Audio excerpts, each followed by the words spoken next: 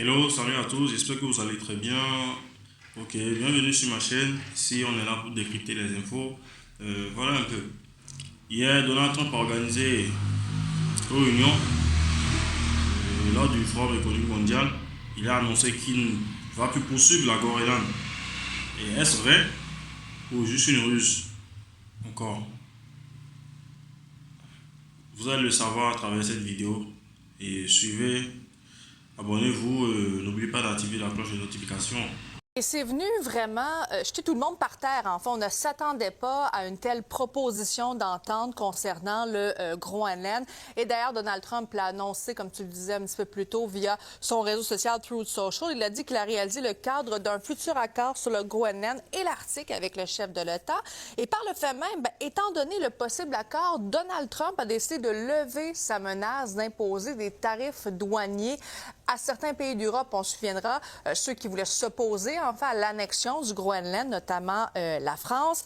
Il y a eu plusieurs réactions, notamment la ministre suédoise des Affaires étrangères qui est contente justement du retrait des tarifs. Mais bon, maintenant, Donald Trump soutient que l'entente serait très avantageuse pour les États-Unis, entente dont on n'a pas les détails, à tout le moins pour l'instant. Il dit que ce serait très avantageux pour les États-Unis, mais aussi pour les pays de l'OTAN et que c'était l'accord qu'il voulait. D'ailleurs, il y a le secrétaire général de l'OTAN qui a dit être entièrement d'accord avec les propos de Donald Trump. Et le président, il parle d'un projet d'accord de long terme.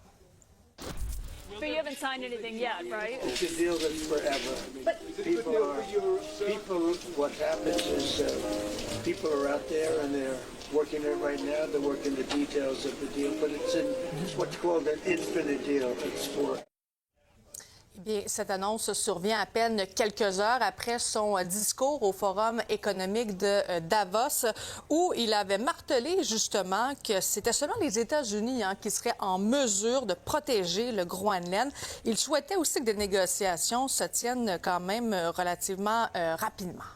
Et Sabrina, pendant son discours à Davos, Donald Trump s'en est aussi pris au premier ministre canadien Mark Carney.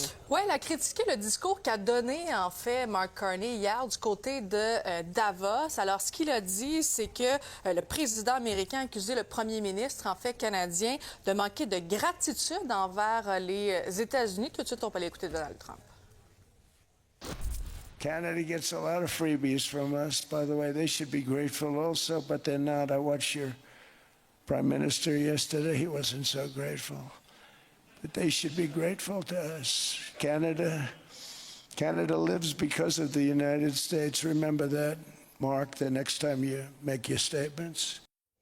Bon, malgré ces mauvais commentaires de Donald Trump, il y a plusieurs personnes qui ont trouvé que le discours, en fait, de Mark Carney à Davos est un discours plutôt pragmatique. Et ce fut le cas, notamment, de François Legault, qui a donné son premier point de presse depuis qu'il avait annoncé qu'il n'allait pas revenir, en fait, en tant que premier ministre du Québec. On peut l'écouter.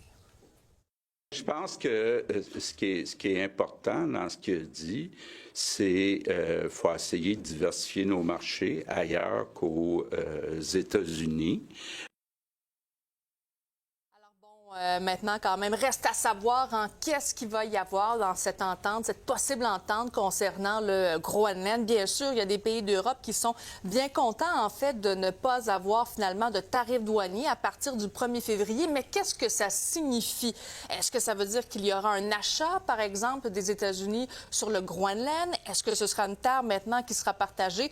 Bref, ça demeure toujours le mystère, mais c'est sûr qu'on va avoir des nouvelles au cours des prochaines heures. Marie-Claude, oui, sur Truth. Merci, Sabrina.